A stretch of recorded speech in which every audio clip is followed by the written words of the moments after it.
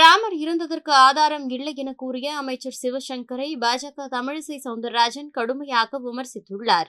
ஒருத்தர் சொன்ன ஒருத்தர் கேட்க மாட்டார்ன்றது சிவசங்கர், டிரான்ஸ்போர்ட் மினிஸ்டர். அவர் திருவாய் மலர்ந்து இருக்கிறார். என்ன சொல்றாருன்னா, ராமனை யாரும் பார்த்ததில்லை, ராமன் இருந்ததற்கு எந்த அடையாளமும் இல்ல, அதனால ராமன் இருந்தாரா இல்லையா என்பதற்கு உறுதி கிடையாது, அதனால ராமர் கோயிலுக்கு யாரும் போகாதுங்க. எனக்கு என்ன தோணிச்சுன்னா, ஒருவேளை சிவசங்கர்னு அவங்க அப்பா எதுக்கு பேர் வச்சாரு? இந்த குழந்தை பிறந்த உடனே சிவன் முன்னால தோன்றி, நான் இருக்கேன்பா, அதனால நான் இருக்கிறேன்னு உனக்கு தெரிவிச்சிட்டேன்பா, அதனால நீ பேர் வைக்கன்னு சொன்னாங்களா? ஆக உங்க முப்பாட்டனுக்கு நீங்க பார்த்திருக்கீங்களா?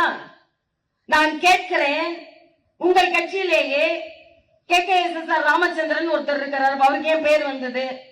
ஏன் நீங்கள் எல்லாம் சொல்லிக் கொண்டிருக்கிறீர்களே இவரால் தான் தமிழகம் உயர்ந்தது என்று?